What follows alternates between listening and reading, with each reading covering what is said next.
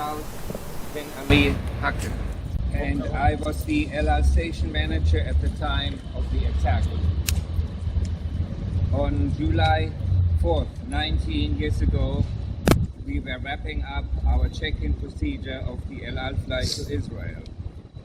Around us, 4 other foreign airlines in full process of check-in to their own destinations.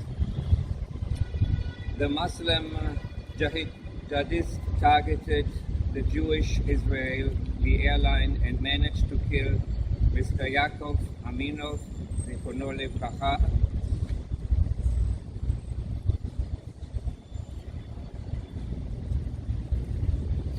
and our beloved Vicky Chen.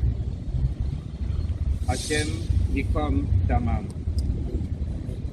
And if not for Chabad Chaim Sapir, who knows how many more lives would have been taken that day. Vicky Chen, only 25 years old, beautiful and full of life.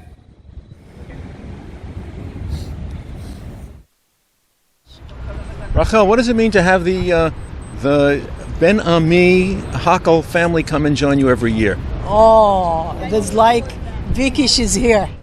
They remind Klaus, the idea that every one of us, every Jew or every Israeli that lives here in LA could have been the victim of this terror attack, because we are all using the El Al flights to Israel, and this was an attack against the Jewish Israeli airline, okay, and the Jewish Israeli people here.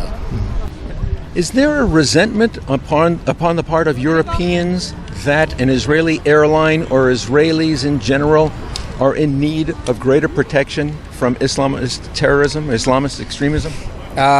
Europe has changed so much since I lived there.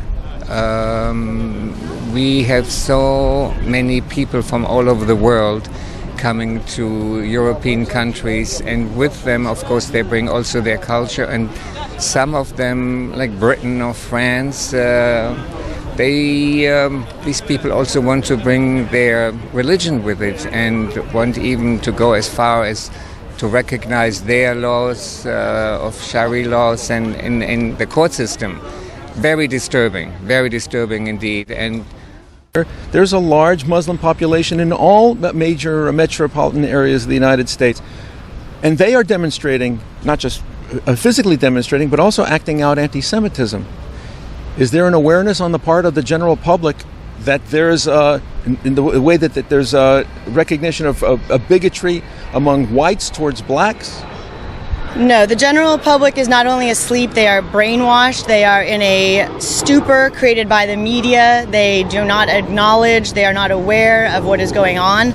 The attacks on Jews are unreported. They have no idea that Jews make up between 61 to 67, based on the year, percent of religious hate crimes in America, mostly perpetrated by Muslims or Islamists, terrorists that have an agenda to not only eradicate Jews from the world, but eradicate all quote-unquote infidels. They hate anybody who does not follow the radical Islamic.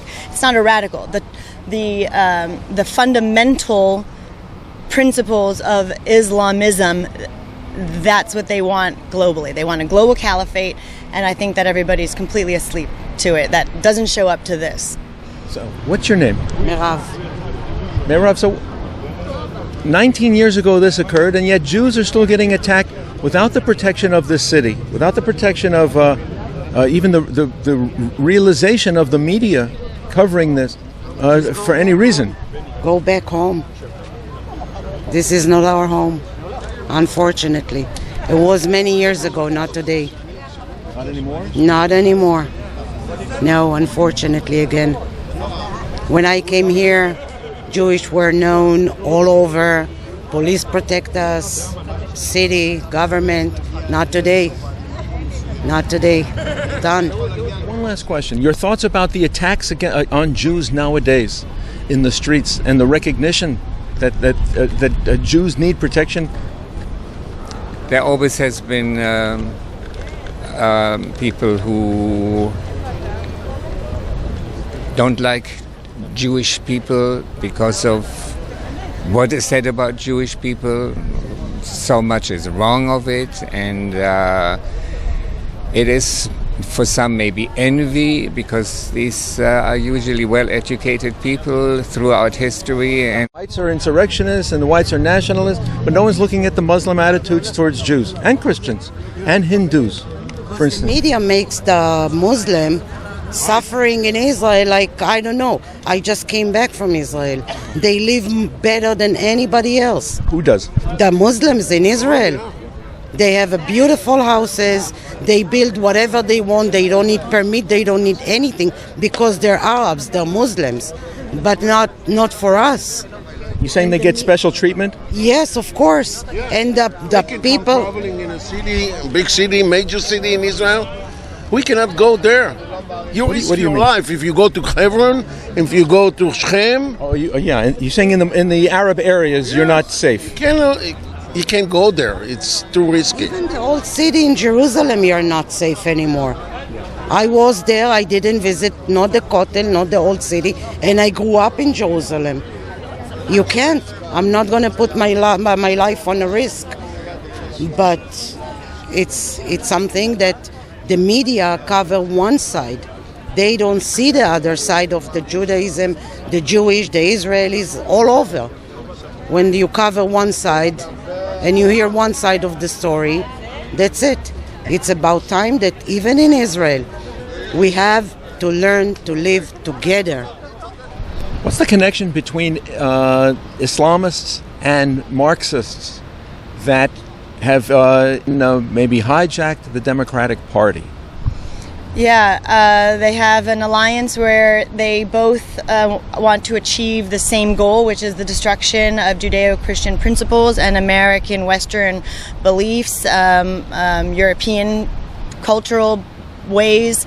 They want to destroy all of that. The Marxists hate Americanism, hate the Constitution, and so does Islam. So they are working in concert, supporting each other's groups to create the Islamo-Marxist element. They've been working for years to vote each other into the UN, creating a strong United Nations voting bloc. The communist bloc needed more votes, so they voted in Islamic nations, and they kept voting in more communists. So now you have an Islamo-communist voting bloc in the United Nations dictating to the world what is and what isn't. And that's not what should dictate what is and what isn't. What should dictate what is and what isn't is the principles of Judeo-Christian beliefs, the Ten Commandments, and that we have God's law and the nature's law to guide people in the world, and that's what they want to destroy, and that's why they came here to LAX, to El Al, because Israel represents the seed of those principles, and so you can't do away with the world of those principles without doing away with Israel, the seed of all of those righteous principles. And so that's why they came in. They shot at this beautiful young woman, and you have these grieving parents, and it's devastating.